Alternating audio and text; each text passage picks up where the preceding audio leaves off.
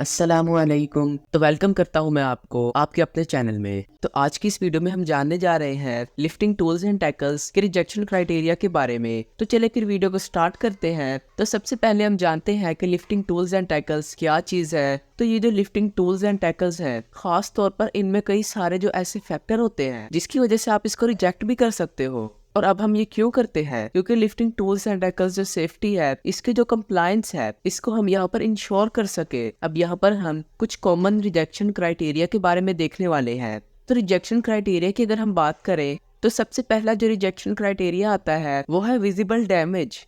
यानी कि आप साइड पर गए हैं और साइड पर जाने के बाद जो भी स्लिंग देखते हो आप लोग, वो भी विजिबली आपको ये साइन देखने होते हैं। विजिबल साइन में आप देखते हो जैसा कि कोई स्लिंग आपने देख ली, इसमें आप देखते हो कि कोई क्रैक आ गया है या फिर डिफॉर्मेशन हुआ है या फिर इसकी जो एक्सेप्टेबल लिमिट है इससे ज्यादा वेयर हुआ है या फिर क्रोजन हुआ है। तो ऐसा अगर आप देखते हो तो आप इसको रिजेक्ट कर सकते हैं। अब इसमें क्या आता है, तो जैसा कि साइड पर आप गए और साइड पर आपने देख लिया कि कोई हुक है फॉर एग्जाम्पल, लेकिन वो जो हुक है वो डैमेज हो चुका है, तो आप इसको रिजेक्ट कर सकते हो। आपने देखा शैकल्स जो साइड पर अवेलेबल है लेकिन वो डैमेज है, तो आप इसको रिजेक्ट कर सकते हो। चेन्स हो गया, स्लिंग्स हो गया, या अगर कोई कंपोनेंट्स हो गए तो आप देखते हो कि वो डैमेज हैं, तो आप इसको रिजेक्ट कर सकते हो। तो अब हम बात करने वाले हैं रिजेक्शन क्राइटेरिया के दूसरे पॉइंट की। तो दूसरे पॉइंट का नाम है manufacturer specification.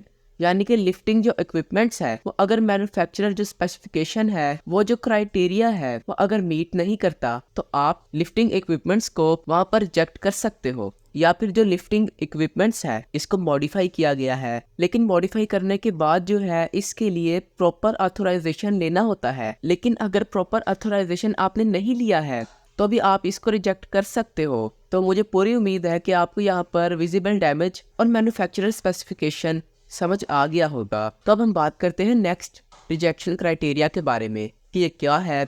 Next rejection criteria जो है वो है मिसिंग और एलिजिबल मार्किंग्स। और ये क्या है, आप लिफ्टिंग इक्विपमेंट देखते हो और लिफ्टिंग इक्विपमेंट के ऊपर एक क्लियर या फिर एलिजिबल मार्किंग्स होनी चाहिए।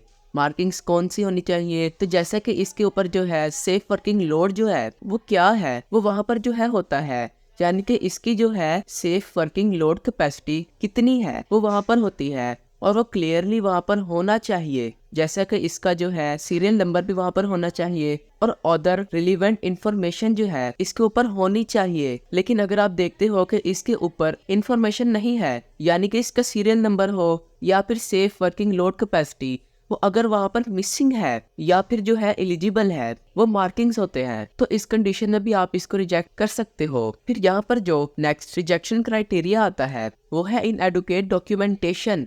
यानी कि अगर आप देखते हो जो नेसेसरी डॉक्यूमेंटेशन जो रिक्वायर होते हैं, जैसे कि इंस्पेक्शन रिकॉर्ड हो, वो अगर वहां पर एब्सेंस है, यानी कि इंस्पेक्शन जो है वो रिकॉर्ड है ही नहीं, या फिर इनएडुकेट है, या फिर लिफ्टिंग टूल्स एंड टैकल्स की जो है सर्टिफिकेशंस होते हैं वो अगर वहां पर नहीं है या फिर इनएडुकेट है, या फिर जो कंप्लायंस रिपोर्ट है वो भी अगर इनएडुकेट है या फिर जो एब्सेंस है, तो इस कंडीशन में भी जो है आप लिफ्टिंग टूल्स एंड टैकल्स को जो है रिजेक्ट कर सकते हैं। तो यहाँ पर जो है इसका रिजेक्शन क्राइटेरिया बन जाता है। तो चलिए अब हम बात करते हैं नेक्स्ट रिजेक्शन क्राइटेरिया के बारे में कि वो क्या है।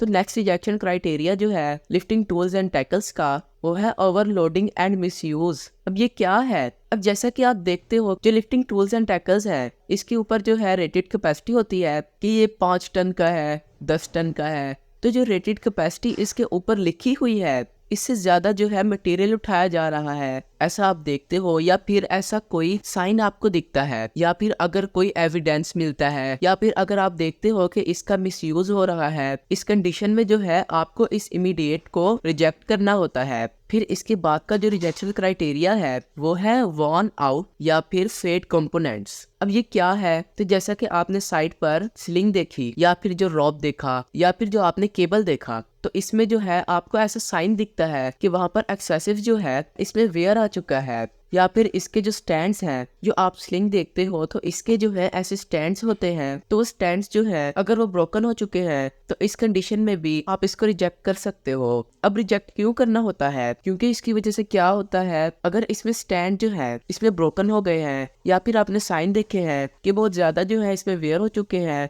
अगर आप वैसे ही साइड पर इस्तेमाल करोगे तो लिफ्टिंग ऑपरेशन की जो सेफ्टी है वो यहाँ पर जो है कॉम्प्रोमाइज होने के चांसेस होते हैं। तो इसलिए जो है हमें इस कंडीशन में इसको रिजेक्ट करना होता है। अब हम जानते हैं नेक्स्ट रिजेक्शन क्राइटेरिया के बारे में, तो वो है इनऑपरेबल सेफ्टी फीचर। अब मैं आपको इसका मीनिंग बताता हूँ। तो जैसा कि कोई भी लिफ्टिंग इक्विपमेंट है, आप देखते हो इसमें जो है ये मिसिंग है। अब क्या मिसिंग है या फिर इनऑपरेबल सेफ्टी फीचर है, जैसा कि आपको पता है कि क्रेन जो है इसका एक हुक होता है और हुक में जो है एक लैच भी होता है। वो हुक की जो लैच है वो मैकेनिज्म है, वो हुक के ऊपर अगर मिसिंग है या फिर वो इनऑपरेबल है, काम नहीं कर रही, यानी वो लैच काम ही नहीं कर रहा है, या फिर इसका जो लॉकिंग सिस्टम है वो सही से काम नहीं कर रहा है, तो इस कंडीशन में भी आप इसको रिजेक्ट कर सकते हो। इसके बाद जो नेक्स्ट रिजेक्शन क्राइटेरिया आता है, इसका नाम है आउटडेटेड इंस्पेक्शंस, यानी कि इक्विपमेंट जो है इसका जो शेड्यूल है यानी इंस्पेक्शन जो है वो यहाँ पर होना चाहिए, यानी कि 15 दिन में जो इसका इंस्पेक्शन होता है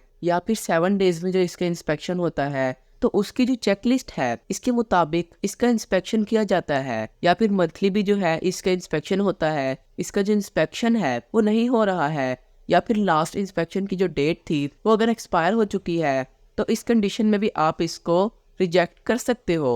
और कब रिजेक्ट कर सकते हो, जब तक कि इसका प्रॉपर इंस्पेक्शन नहीं होता तब तक। तो चलिए अब हम बात करते हैं नेक्स्ट रिजेक्शन क्राइटेरिया के बारे में, और वो है अनसेफ इन्वायरमेंटल एक्सपोजर। अब इसका मीनिंग क्या है, तो इक्विपमेंट जो है वो एक्सपोज होता है एक्सट्रीम जो इन्वायरमेंटल कंडीशंस हैं इसमें, जैसा कि इसकी वजह से क्या होता है कि इसकी जो इंटीग्रिटी है इसमें कंप्रोमाइज होना शुरू हो जाता है। अब ये इन्वायरमेंटल एक्सपोजर यानी कि क्या होता है, तो जैसे कि आपको पता होगा कि अगर कोई लिफ्टिंग बेल्ट है, वेब बेस पिन्स जो है वो अगर केमिकल्स के साथ में जो है एक्सपोज हो जाती है, या अगर हाई टेम्परेचर के साथ एक्सपोज हो जाती है, तो आप इस कंडीशन में इसको रिजेक्ट कर सकते हो। तो इसके लिए जो है आपको क्राइटेरिया देखना होगा कि इन्वायरमेंटल एक्सपोजर जो है वो कहीं पर ज्यादा हो गया है केमिकल्स की वजह से और आपको ज्यादा डैमेज दिखता है, तो आप इसको यहाँ पर रिजेक्ट कर सकते हो। तो अनसेफ इन्वायरमेंटल एक्सपोजर जो है वो भी यहाँ पर रिजेक्शन क्राइटेरिया बन जाता है। फिर इसके बाद का रिजेक्शन क्राइटेरिया जो है वो है इनएडुकेट लोड टेस्टिंग। इसका मतलब क्या है, इसका मतलब ये है कि इक्विपमेंट जो है इसका जो है एक नेसेसरी जो है लोड टेस्टिंग प्रोसीजर होती है, वो अगर इसकी नहीं हुई है या फिर इसको टेस्ट भी नहीं किया गया है अकॉर्डिंग टू इंडस्ट्री जो स्टैंडर्ड्स हैं इनके मुताबिक, तो इस कंडीशन में भी आप इसको रिजेक्ट कर सकते हो। तो ये भी जो है यहाँ पर रिजेक्शन क्राइटेरिया बन जाता है अगर इसका लोड टेस्टिंग जो है वो अगर इनएडुकेट है तो इस तरह से आपको यहाँ पर समझ आ गया होगा कि लिफ्टिंग टूल्स एंड टैकल्स का रिजेक्शन क्राइटेरिया क्या है। अब ये रिजेक्शन क्राइटेरिया जो है ये काफी इसेंशियल होता है, क्योंकि यहाँ पर लिफ्टिंग टूल्स एंड टैकल्स की जो सेफ्टी और जो इसकी रिलायबिलिटी है वो हम यहाँ पर जो है इंश्योर कर सके, इसलिए जो है ये बहुत इंपॉर्टेंट होता है। अब यहाँ पर रेगुलर इंस्पेक्शन करना भी बहुत जरूरी होता है। जो भी हमारे पास लिफ्टिंग टूल्स एंड टैकल्स हैं, जैसे कि आप यहाँ पर इमेज देख सकते हैं, यहाँ पर जो है इसका इंस्पेक्शन किया जा रहा है, तो रेगुलर इंस्पेक्शन जो है वो लिफ्टिंग टूल्स एंड टैकल्स का होना चाहिए। मैन्युफैक्चरर की जो भी गाइडलाइंस हैं इनको मानना चाहिए, इसके साथ सेफ्टी के जो स्टैंडर्ड्स हैं, इसके साथ में जो भी कंप्लायंस हैं इसको भी आपको फॉलो करना चाहिए। ये हमें क्यों करना चाहिए, ये काफ़ी इसेंशियल होता है, काफ़ी क्रूशियल होता है, क्योंकि लिफ्टिंग टूल्स एंड टैकल्स हैं, इससे होने वाले जो भी एक्सीडेंट होते हैं इसकी जो रिस्क है, ताकि इसको जो है हम यहाँ पर मिनिमाइज कर सके, तो इसलिए लिफ्टिंग टूल्स एंड टैकल्स का जो रेगुलर इंस्पेक्शन होना बहुत जरूरी होता है। तो इस तरह हमने यहाँ पर लिफ्टिंग टूल्स एंड टैकल्स का रिजेक्शन क्राइटेरिया देखा है और उसको अच्छी तरीके से समझा है। तो आज के लिए बस इतना ही। वीडियो अच्छी लगे तो वीडियो को लाइक करिएगा। तो मिलते हैं नेक्स्ट वीडियो में, तब तक के लिए अल्लाह हाफिज।